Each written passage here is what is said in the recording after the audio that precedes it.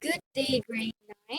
Welcome to our synchronous discussion for today. And today we'll take a closer look at how our judgments are formed and how bias and prejudice shape the way we think, interpret situation, and of course, how we treat others.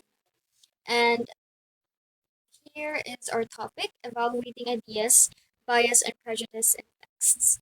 Now, our lesson objectives for today is you'll be able to define bias and prejudice clearly. Number two, identify different types of bias and prejudice in a given text. Number three, evaluate the relevance and soundness of an author's ideas and reasoning.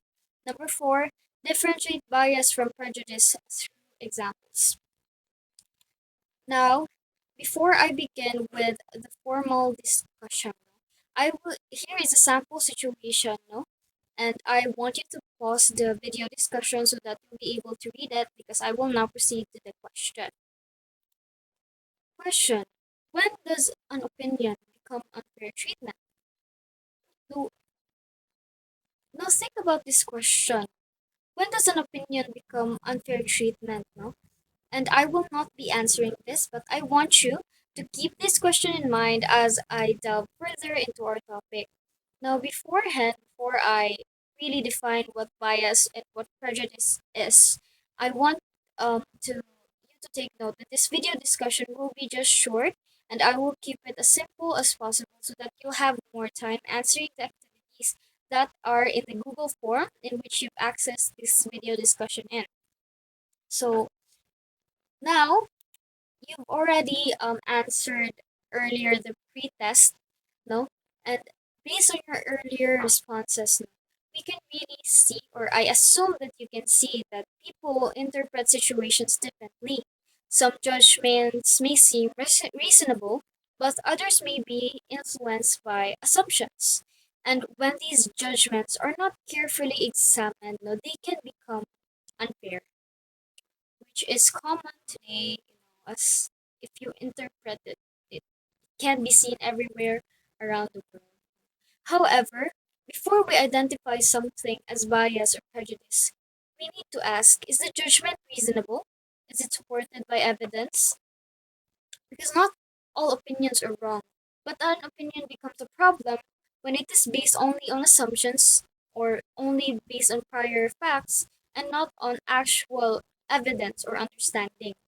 This is why evaluating ideas is important. We must first understand how a judgment is formed before deciding whether it is fair or unfair. Now, with that in mind, let us understand two important concepts: bias versus prejudice. Now, to keep it simply, bias is an unfair preference or an unfair tendency to favor a person or a group or even something in an unfair way. This often happens when our personal experience or opinions influence our judgment. Meanwhile, prejudice, on the other hand, is a judgment formed without sufficient knowledge or without enough knowledge or evidence. It means deciding even before understanding what is in fact what is in front of you, or what is going on.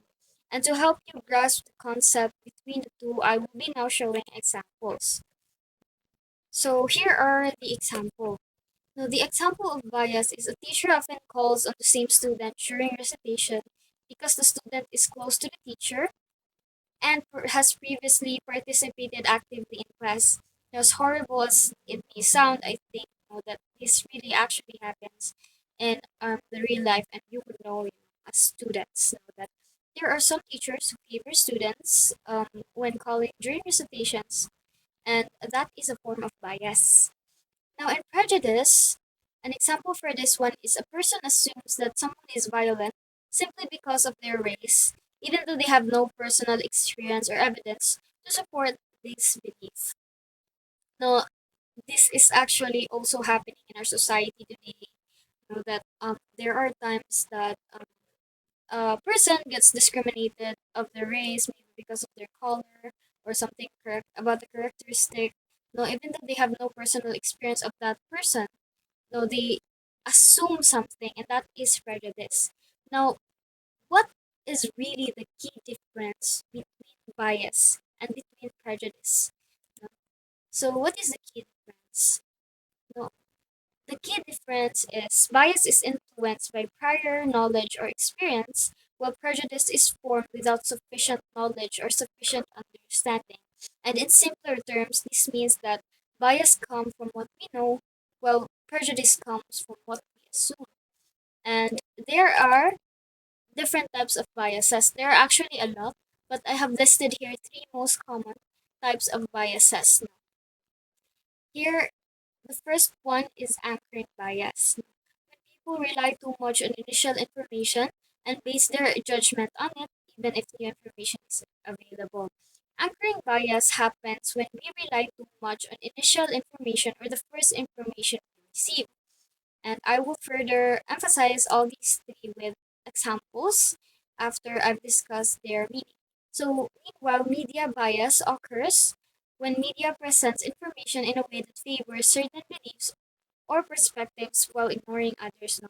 This occurs when information is presented in a way that favors only one side, the side that the media is in. No?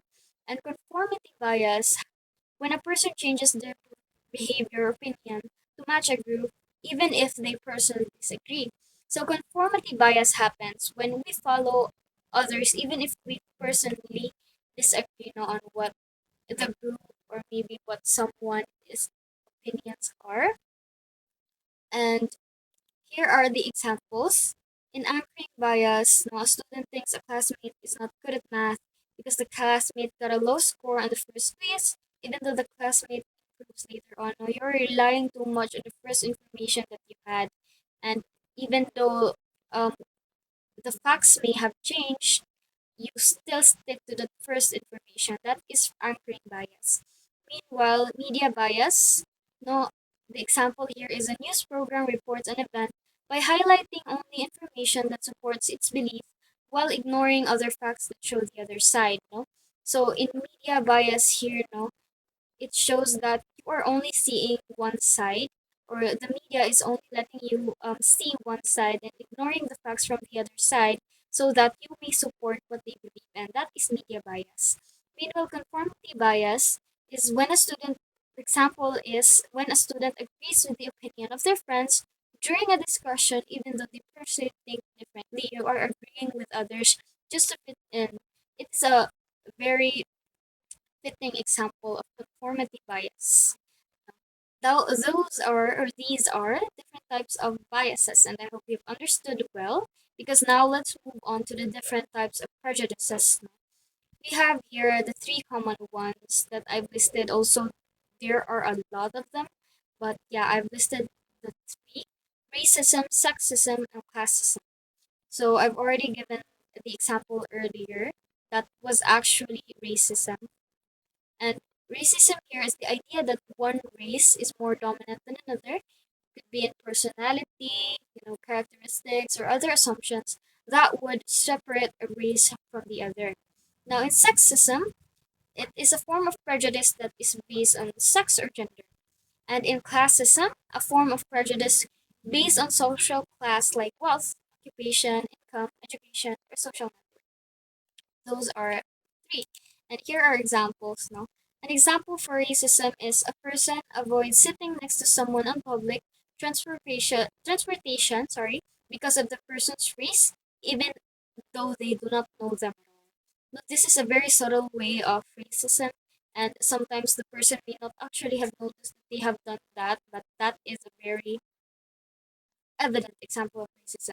Now, sexism, this example is a student assumes that a girl cannot be a good team leader because leadership roles are usually given to boys, even though the girl has not been given a chance to lead. Now, this could also work the opposite way. Students assume that a boy cannot be a good team leader because leadership roles are usually given to girls. Now, that is sexism. And meanwhile, classism, a student assumes that a classmate is less capable because the classmate comes from a poor family, even though they have never worked with them before. That is a very evident example of classism. No? It is based on social status. Now, these are examples, no, of prejudices. And now let's move on to sum it all up. No? I will not be reading all of this. I will just say that people form judgments based on beliefs, experiences, um, or assumptions. Bias is influenced by our prior knowledge, prior experiences, where prejudice is formed without sufficient understanding. Both can lead and will lead to unfair treatment. Now let us go back to the question that I had earlier after the first sample activity.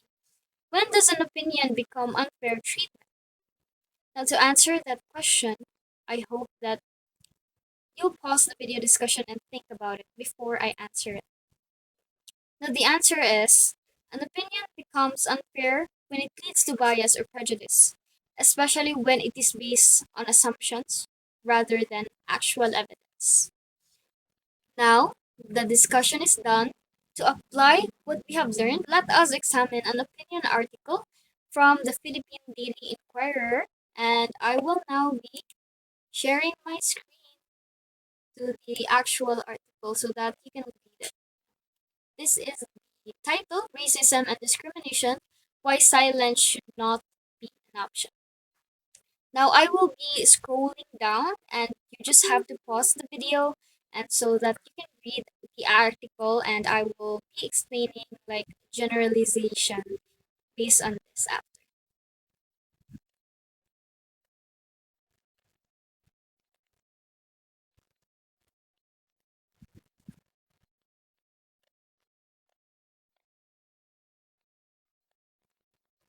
Alright, I hope that you have read everything, and now let's go back to the beginning now. So in the opening part of the article, the author presents the idea that racism and discrimination are not only personal issues, but social concerns that can affect everyone. The author emphasized that remaining silent allows these problems to actually continue. And in the middle part, um, the author develops this idea by explaining how silence contributes to the persistence of discrimination. The author provides reasons and explanations to support the claim that people have a responsibility to speak up, which we know that it is true. But however, as readers, we should now examine how the author supports these ideas that he or she has. No? Are these statements based on clear reasoning or evidence? Or are some of them influenced by personal beliefs or assumptions? I hope that you have, taken note when you read the actual article, but there are some of them here, or some ideas here that are some evidence here that are assumptions, that are biases rather than actual evidence. Because when analyzing a text, we should also always look at three things: where judgment appears, where support or evidence is given, and where assumptions may exist. Now, by identifying these three, we can determine whether the author's ideas are fair or if they reflect our discussion bias or prejudice. For now, however, we will not yet evaluate the article that I have given. We will not delve into it too much because that will actually happen. You will actually apply the process in the next activity. Now, thank you so much for listening to the video discussion. I hope that you have learned a lot based on this, and you have also not learned the actual lesson, but learned something that you may carry onwards as you treat other people, and I hope fairly. No, avoid bias and prejudices, no, as much as you can. Thank you so much, class, and have a great learning.